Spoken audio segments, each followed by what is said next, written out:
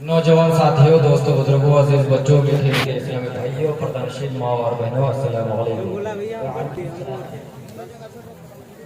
नहमदुहु व नसल्ली अला रसूलिहिल करीम, अम्मा बअद, फअऊज़ु बिल्लाहि मिनश शैतानिर रजीम, बिबरकति बिस्मिल्लाहिर रहमानिर रहीम। शायर फरमाते हैं कि चिरागों से ना पूछो कि बाकी तेल कितना है,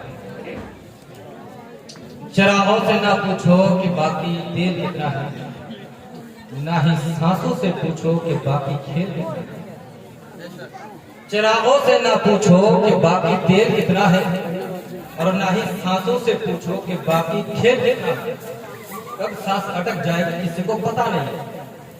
पूछो सिर्फ कफन में सोए हुए इंसानों से, पूछो सिर्फ कफन में सोए हुए इंसानों से, जिंदगी में अमल हो तो कफन में चैन। एक जुमला में बोलना चाहता हूँ हजरात, अगर गलत भी हो क्या निजाम में बैठे हुए हैं इसका हो जाएगा। मैं समझता हूँ कि आज के दौर में मस्जिद बनाना भी आसान, आज के दौर में आलिम बनना भी आसान, आज के दौर में बड़े बड़े मदरसे से डिग्रियां हासिल करना भी आसान, लेकिन मस्जिदों को नमाजियों से भरना बड़ा मुश्किल। मस्जिदों को नमाजियों से भराना बड़ा मुश्किल।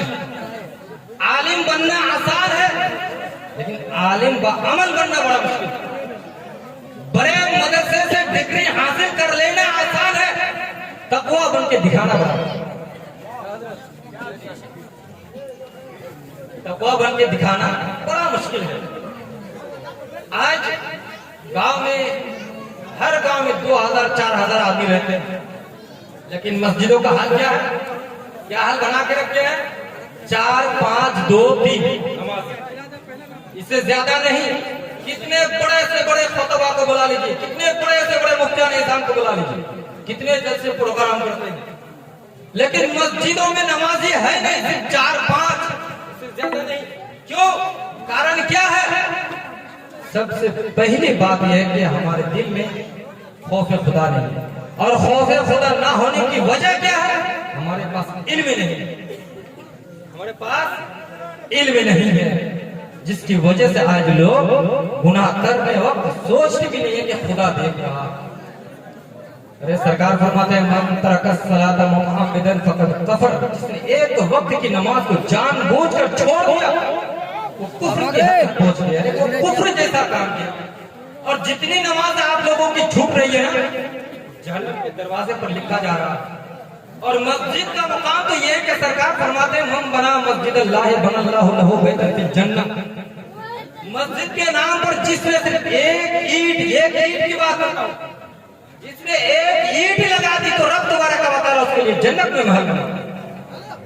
लेकिन हम मस्जिद में चंदा दे देंगे, जरूरत पे तो 50,000 दे देंगे, और कहा जाए जिस तरह से जुमा में नमाजियों से भर जाते हैं मस्जिद, काश आज अगर हमारी कौम जुमे के दिन की तरह मस्जिदें भर देंगे तो दुनिया की कोई ताकत मुसलमानों को पछाड़ नहीं, कोई ताकत हमें पछाड़ नहीं सकती। लेकिन सब करेंगे, चंदा भी दे देंगे, नमाज नहीं पढ़ेंगे, सब कर देंगे लेकिन नमाज नहीं पढ़ेंगे। आज का हाल मालूम है, एक वक्त की नमाज को जानबूझकर छोड़ने से वो कुफ्र जैसा काम किया। और हर दिन की नमाज जन्नत के दरवाजे पर लिखा जा रहा है, जब मरोगे तो वो रजिस्टर खोला जाएगा और 99 सांप उसके कब्र में मुसल्लम कर दिया जाएगा। वो जहरीले सांप, वो अगर अपने दिल को पूछो किसी पहाड़ पर मार दे तो पहाड़ रेजा रेजा हो जाए उसकी जहर की वजह से। ऐसे जहरीले सांप बेनमाजी की कब्र में मुसल्लम कर दिया जाएगा, लेकिन नमाज नहीं पढ़ेंगे। क्यों? कि हमारे दिल में खुदा का खौफ नहीं है। सरकार दो आलम सल्लल्लाहु ताला अलैहि वसल्लम ने जिब्रील अमीन से फरमाया, है जिब्रील जहन्नुम के अजाब का तज़किरा करो, जहन्नुम के अजाब का तज़किरा करो। जिब्रील अमीन ने अर्ज़ किया, या रसूलल्लाह सल्लल्लाहु ताला अलैहि वसल्लम, जहन्नुम का अजाब यह है कि जहन्नमियों के पांव में आग का जूता होगा, जहन्नमियों के पांव में आग का जूता होगा। उसकी शिद्दत गर्मी इस कदर होगी कि उसका दिमाग पिघल पिघल कर नाक और कान से, आंख नाक कान से झट झट समझते हैं? कान से, नाक से, आंख से झरझर कर गिरेगा। अल्लाह 70 गज उसकी चमड़ी को, खाल को मोटी कर दी जाए। जब खाल मिल जाए तो अल्लाह फरमाता है कुरान पाक में कि दूसरी नहीं खाल दे दी जाए। 70 गज के चमड़े को मोटी कर दी जाएगी। क्यों? अजाब की सख्ती पाने के लिए। 70 साल तक उसकी आवाज को कोई नहीं सुनेगा। और जहन्नम में जब जाएगा ना, ये शक्ल जो हमारी, ये मोहम्मदी शक्ल है, जहन्नम में जाने से पहले शक्ल बिगाड़ दिया जाएगा। जहन्नम में जाने से पहले शक्ल को बिगाड़ दिया जाएगा। एक दांत 15 किलोमीटर का होगा। मुफ्ती साहब बैठे हुए हैं। एक दांत 15 किलोमीटर का तो होगा, क्योंकि एक बहुत पहाड़ की लंबाई 15 किलोमीटर का। अब बताइए 32 दांत और 32 दांत का मुंह कितना बड़ा? 32 दांत और 32 दांत का मुंह कितना बड़ा होगा? वो जहन्नम में 70 साल तक चीखता रहेगा, चिल्लाता रहेगा, मुझे पानी चाहिए, पानी चाहिए। कोई सुनने वाला नहीं, कोई सुनने वाला नहीं होगा। 70 साल के बाद जहन्नम का दारोगा कहेगा, तुम क्यों चिल्लाता, क्यों चीखता? पानी के मारे मेरा हल्क सूख चुका, पानी के मारे मेरा हल्क सूख चुका है। तो 70 साल के बाद उसके लिए बिस्लरी पेश नहीं किया जाएगा, कोका कोला, थम्स अप, माए वाटर पानी पेश नहीं किया जाएगा, बल्कि कुरान पाक में है माए हमीम, यानी खोलता हुआ गर्म पानी पेश कर दिया जाएगा। जो ही उसको चेहरे के करीब लेकर जाएगा, अल्लाहु अकबर, उसकी गर्मी की वजह से चेहरे का चमड़ा पिघल कर उस पानी में गिर जाएगा। वही पानी उस जन्नती को पिलाया। ये फिर भी नमाज नहीं पढ़ेंगे।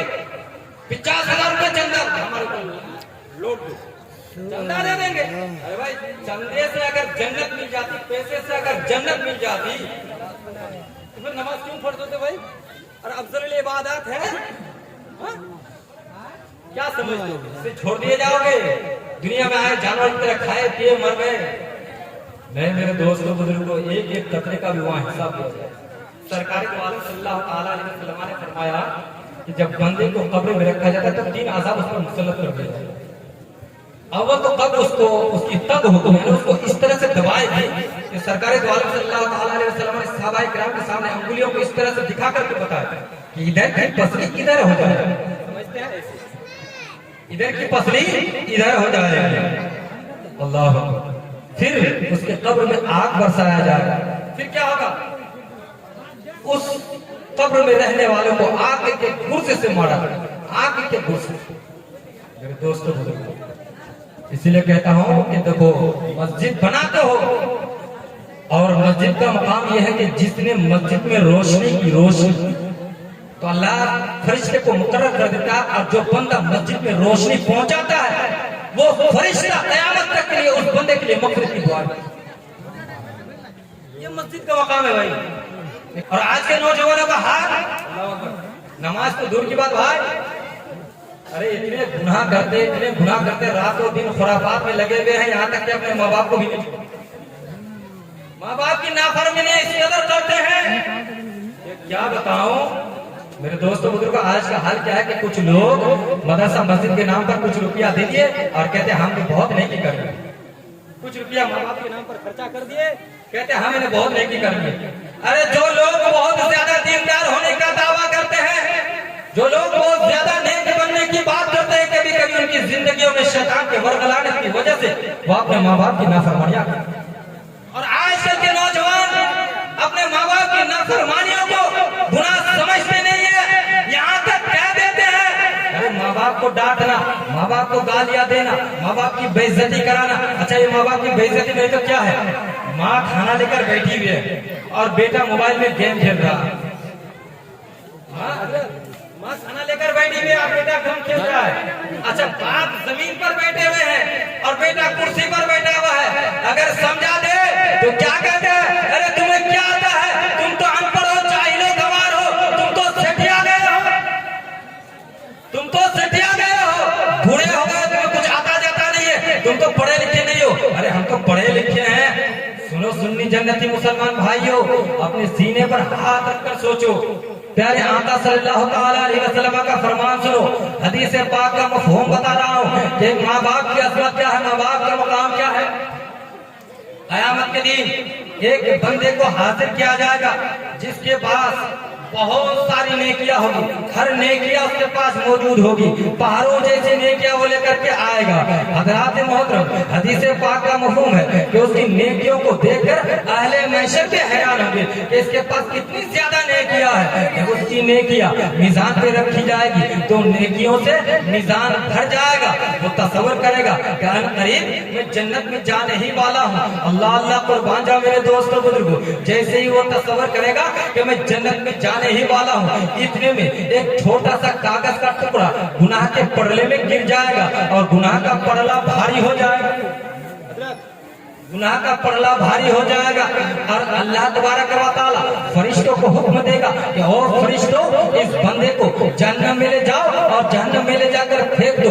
उस वक्त वो बंदा अर्ज करेगा, ए पाक परवरदिगार, मैंने तो सारी जिंदगी भर नेकियां की, बार बार हज किए, बार बार उम्रे किए, ज़कात दिए, सदक़ात दिए, फातिहा किए, मैंने हर नेकी की। ए पाक परवरदिगार, आखिर मेरी सारी जिंदगी की नेकियों को इस छोटे से कागज के टुकड़े ने बर्बाद कर दिया। आखिर है पाक परवरदिगार, जरा ये तो बता दिया जाए कि छोटे से कागज के टुकड़े के अंदर कौन सा ऐसा गुनाह लिखा गया, कौन सी ऐसी भूल लिखी गई, कहां पर मैं चूक गया हूँ।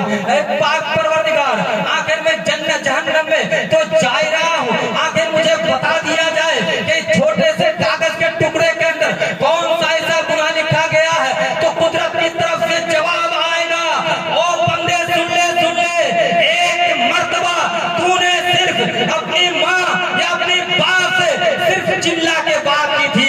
एक मर्तबा चिल्ला के बात करने वाला गुनाह इस छोटे से कागज के टुकड़े के अंदर लिखा गया है, जिसकी वजह से मेरी सारी जिंदगी की नेकियां बर्बाद। एक मर्तबा चिल्ला के बात करने वाला गुनाह, जिसकी वजह से सारी जिंदगी की नेकियां बर्बाद हो गई। लेकिन हम न माँ बाप को छोड़ते, न नमाज पढ़ते, रातों दिन खुराफात में लगे गए हैं।